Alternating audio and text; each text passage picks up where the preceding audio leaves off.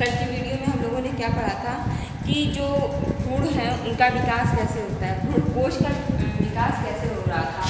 ठीक, तो हम लोगों ने कल उसको 3 स्टेज में पढ़ लिया था, केंद्रकीय विभाजन, कोशिकीय विभाजन और हीलोबियल सेल के द्वारा। ठीक है ना, ये 3 स्टेज में उसका क्या हो रहा था, मतलब भ्रूण का विकास हो रहा था। आज हम देखेंगे कि formation of seeds and fruits, मतलब फल का निर्माण कैसे हो रहा है, बीज से फल की निर्माण कैसे हो रहा है या बीज का बनना कैसे पाया जाता है, इन सभी के बारे में हम थोड़ा सा जानते हैं। ठीक है, जैसा कि हम जानते होंगे स्टार्टिंग से आप लोग यहाँ तक तो जान लिए हो कि जाइगोट का फॉर्मेशन होता है। ठीक, उस प्रोसेस में आप लोगों ने जाना होगा कि मेल से मेल गैमीट, फीमेल से फीमेल गैमीट दोनों आपस में मिलते हैं, फ्यूज करते हैं और फर्टिलाइजेशन क्रिया कंप्लीट करते हैं। मेल से मेल गैमीट निकलेगा, मतलब वहाँ से मेल गैमीट से भी स्पर्म सीक्रेट होंगे और फीमेल गैमीट से जो है ओवम। ठीक, दोनों आपस में फ्यूज करेंगे, फ्यूज करने के बाद उनके अंदर फर्टिलाइजेशन की क्रिया क्या होंगी, कंप्लीट हो जाएंगी और फर्टिलाइजेशन की क्रिया जैसे ही कंप्लीट हो जाएगी तो जाइगोट का फॉर्मेशन होगा। वो जाइगोट क्या होगा, धीरे धीरे डेवलपमेंट करेगा, विकसित होगा और एक एम्ब्रियो का निर्माण करेगा। ठीक ना, एम्ब्रियो का जैसे ही करे वही, जैसे ही भ्रूण का निर्माण हो जाता है, भ्रूण का जो है परिपक्व निर्माण, पूर्णतः निर्माण हो जाए, परिपक्व हो जाए वो, तो वो क्या करते हैं, एक बीज का मतलब बीजांड का निर्माण करते हैं। ठीक है, और बीजांड के फलस्वरूप वही बीजांड क्या होता है, बीज में परिवर्तित हो जाता है।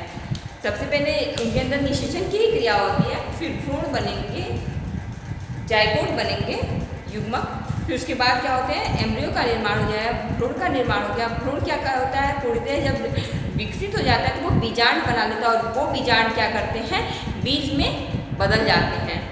इस प्रकार से बीज का निर्माण हो गया।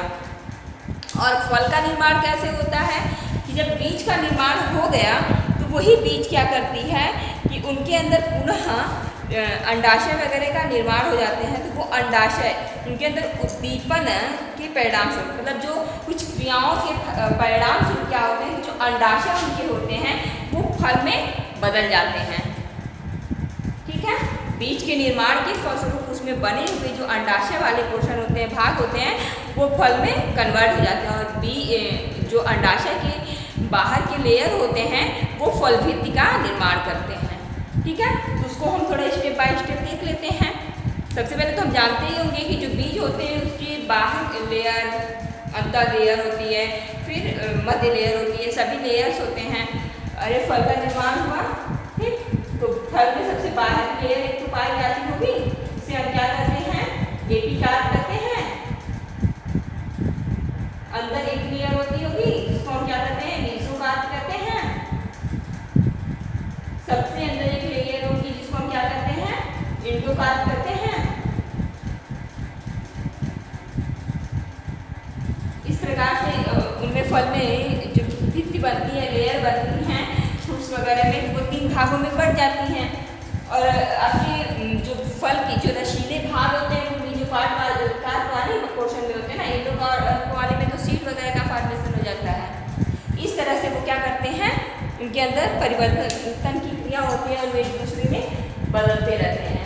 ठीक, तो हम देख लेते हैं सबसे पहले स्टार्टिंग से कि सीड का फॉर्मेशन कैसे हो रहा है। कह रहे हैं कि जो भ्रूण थे उनमें पूर्णतः क्या हुआ, डेवलपमेंट हुआ, पूर्णतः वो उनके अंदर विकास हुआ, वो पूरी तरह से क्या होंगे, विकसित हो जाएंगे।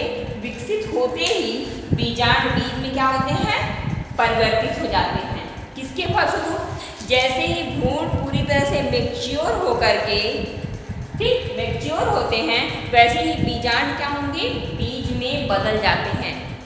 बिल्कुल सिंपल सा, कहाँ से देखना है कि किसके फलस्वरूप, जैसे भ्रूण का क्या हुआ, डेवलपमेंट हुआ, बीजांड, जो बीजांड थे, बीजांड ओव्यूल था, वो क्या हुआ, सीड्स में कन्वर्ट हो गए। ठीक है, करें कि बीजांड की वृद्धि के साथ साथ अब ओव्यूल की जो ग्रोथ थी उसके साथ साथ दोनों बाहरी आवरण, उनके जो बाहर लेयर थे उनमें भी क्या हुए, परिवर्तन आया। तो सिंपली किस तरह का परिवर्तन आया था कि वो सूख कर, मतलब आवरण का क्या किए, निर्माण किए। एक सुरक्षात्मक कवच क्या क्या किए, वो निर्माण किए, जिसे क्या कहा गया, बीजावरण कहा गया। ध्यान दीजिएगा, इंपॉर्टेंट है, कभी कभी 2-3 नंबर में आपके एग्जाम में आ जाते हैं ये। क्या अब तक आपने जाना कि जो बीज का निर्माण कैसे हो गया था कि जैसे ही फ्रूट मैच्योर हो रहे थे, मैच्योर होते ही बीजाणु जो थे वो बीज में कन्वर्ट हो जा रहे थे, ठीक है। और बीजाणु की वृद्धि के साथ साथ बीज तो बन गए, उनके साथ साथ उनके चारों तरफ एक कवर होता है ना, मोटा लेयर। आम की गुठली आपने देखा होगा, उसके बीच में आपका सीड होते हैं और उसके चारों तरफ क्या होते हैं, एक मोटा ठोस आवरण होता है। वो कह रहे हैं कि जो बीजाणु थे उसकी वृद्धि जब होना शुरू हो गया, डेवलपमेंट उसके ग्रोथ उनका होना शुरू हुआ, उसके फलस्वरूप क्या थे, उनके जो बाहर की और भी लेयर्स थी, उनकी अध्यावरणीय लेयर, तो वो क्या हुए, किसमें बदल गया, उनके रक्षात्मक आवरण के रूप में वो सूखने लगे और एक रक्षात्मक आवरण का क्या किया, निर्माण किए। तथा बाह्य आवरण, बाह्य चोल तथा उनके बाहर की जो आवरण थी, जो उनके बाहर की लेयर थी वो बाह्य चोल तथा अंदर की लेयर क्या थी, अंतःचोल, ठीक है। या कह लीजिए कि अध्यावरण सेगमेंट का क्या करती है, निर्माण करती है। बाहर की लेयर बना ली बाह्य चोल, बीज चोल, वही अब बाहर ही है तो फिर बीज चोल बनाई, और जो उनके अंदर की लेयर थी वो क्या बनाई, टेगमेंट का निर्माण कर ली, ठीक।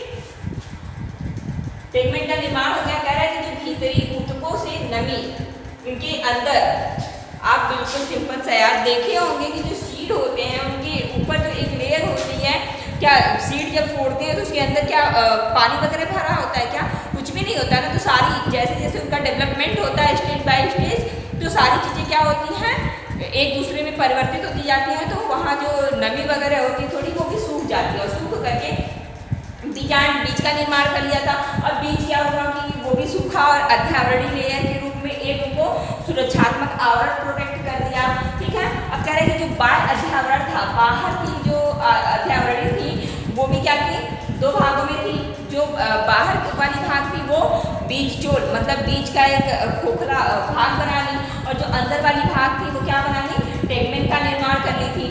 भीतरी ऊतकों से, उनके अंदर जो टिश्यूज थे अंदर, भीतरी ऊतकों से क्या हुई, वहाँ जो मॉइस्चराइजर थे वो सब समाप्त हो जाते हैं और खाद्य पदार्थ और विलेय पदार्थों के रूप में संचित हो जाते हैं। मतलब वहाँ जो फूड मटेरियल थे, जो मिनरल्स वगैरह थे, वो क्या हो गए, इसके रूप में परिवर्तित हो गए, और विलेय मतलब बिना घुलनशील, और विलेय यही होता है ना कि जो कहीं घुल न सके, और विलेय पदार्थों के रूप में क्या हुई, वो संचित हो गई। इस प्रकार पूरी संरचना कर रहे हैं कि इस प्रकार उसकी जो पूरी संरचना होती है बीज की, वो क्या होती है, पूरी तरह से शुष्क हो जाती है, ठीक, और बीज क्या रूप धारण कर लेती है।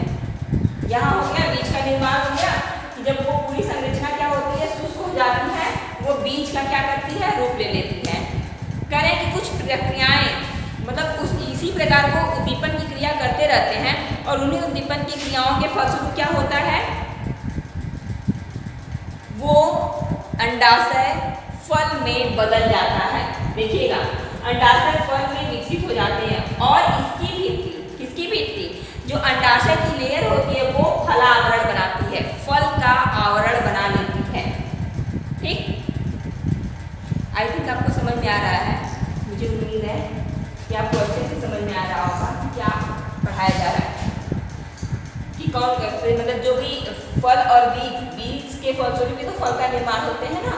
तो जिस प्रकार से वो निर्माण हो रहे हैं उसमें धीरे धीरे स्टेप बाय स्टेप परिवर्तन आते जाते हैं। अरे आप छोटे रहे होंगे तो कुछ और प्रक्रियाएं आपकी रही होंगी, आप बड़े हुए तो कुछ और एक्टिविटी आपने किया, आप बड़े हो गए तो और भी बदलाव, बहुत सारे चेंजेज आते गए। तो ठीक उसी प्रकार से बीज और फ्रूट्स के अंदर भी आते जाते हैं, ठीक है। अब हम देख लेते हैं कि फ्रूट्स फॉर्मेशन कैसे होता है, फलों का निर्माण कैसे हो रहा है। कह रहे हैं कि अभी यहाँ जान लीजिए कि अंडाशय फल में विकसित हो जाता है। तो अब यहाँ कह रहा है कि अंडाशय जो फल में विकसित होता है, क्या इनमेच्योर अंडाशय जो होंगे, ओवरी जो होंगे वो परिपक्व होंगे नहीं ना। जो पूरी तरह से मेच्योर अंडाशय होंगे वही किस में कन्वर्ट हो जाएंगे, फल में बदल जाएंगे, ठीक। कह रहे हैं कि अंडाशय की अंडाशय की लेयर होती है, भित्ति होती है, वो फिर फल भित्ति का क्या करती है, निर्माण करती है। कौन?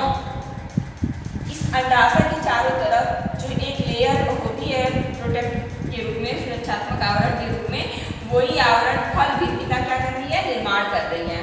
कह रहे हैं कि फल भित्ति जो होती है वो तीन भागों में बटी होती है। कौन कौन से? एपिकाल, मेसोकाल एंड इंडोकाल। बाह्य फल भित्ति, मध्य फल भित्ति और अंतः फल भित्ति। सबसे आप देखे होंगे, अब एक मिनट हमारा भी सुन लीजिए। पूरी तरह से जब आपको एक मान लीजिए मैंगो ही दे दिया जाता है, तो आप देखे होंगे कि सबसे बाहर एक लेयर होता है, छिलका जिसको आप लोग बोलते होंगे, उसके बीच में रसीले भाग होते हैं, गुदा जिसको आप लोग बोलते होंगे, ठीक। उसके अंदर जो होते हैं सीड होते हैं, सीड की एक मोटी पहले सुरक्षात्मक आवरण होती है, उसके अंदर क्या होते हैं, सीड रहते हैं कि नहीं? तो आपके हो गए एक एपिकाल, एक मेसोकाल और लास्ट का इंडोकाल, ठीक है। तो वही चीज कह रहा है। अब यहाँ देख लीजिएगा, स्ट्रक्चर में हम लोग देख लेते हैं कि जो बीज होते हैं उनके एक साइड आप देखे होंगे थोड़ा सा सीड वाले पोर्शन से बहुत जुड़े होते हैं, जिसको हम माइक्रोपाइल कहते हैं, बीजांड द्वार। उसके ऊपर क्या होते हैं, टेस्टा, मतलब थोड़े से नीचे, थोड़े से नीचे क्या होते हैं, यहाँ से टेस्टा वाला भाग होता है।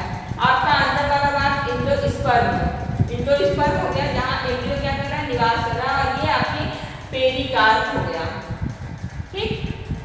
इतने सारे भाग होते हैं एक बीज में, फ्रूट्स के निर्माण में। बीज का जब बनना पाया जाता है तो बीजों के बनने में ये सारे भाग बनते हैं, ठीक है। कह रहे हैं कि कभी कभी जब अंडाशय के अलावा पुष्पासन